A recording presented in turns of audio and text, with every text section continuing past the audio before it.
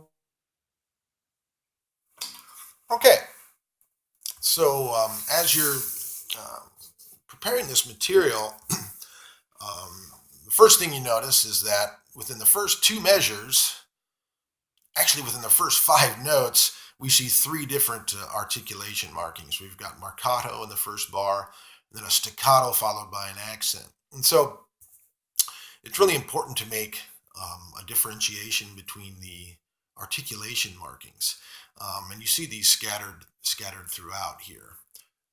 Some articulations with no specific marking, but many with, and as in the case with the first two bars, right next to each other. And so I tried the best I could to give a marcato in the first bar, followed by a light staccato, and then an accent on that syncopated bar in bar two.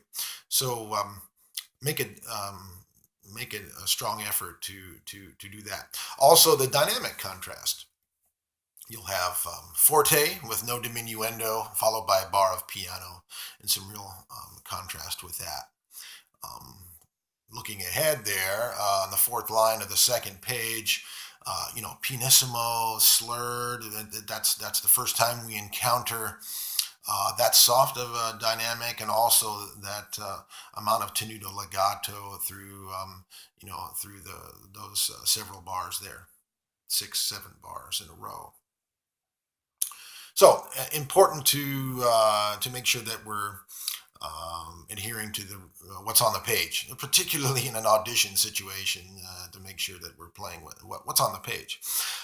As far as the tempo, it's marked sort of a moderate march style tempo, quarter note equals 112. Ballpark. I think I may have been slightly under that, but that's just where I was feeling the piece. As someone who judges these, adjudicates these competitions, these auditions frequently, it never really matters to me if the student is exactly on the tempo mark. If you're around 104, 108, even 102, it's okay. Never go faster than you can play cleanly, and that's the most important thing.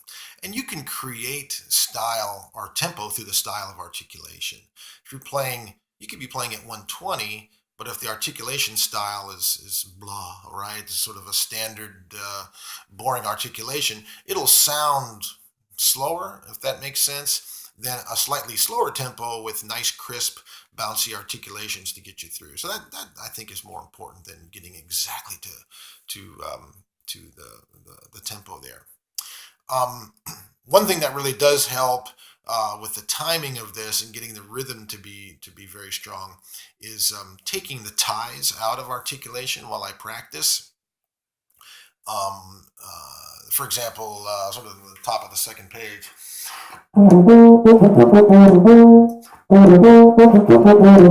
and then putting it back in, I'm able to feel the subdivision a little bit better if I physically engage in it by tonguing. Plenty of examples through there. Even the first two bars, tonguing that quarter note into 2/8 notes, for example.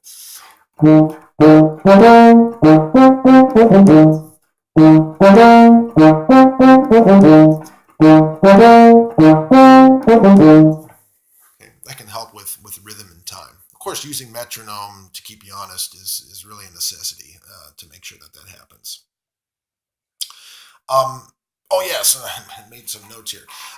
To make sure that you're getting that good style of articulation, I do it air in hand. For example, the first two bars.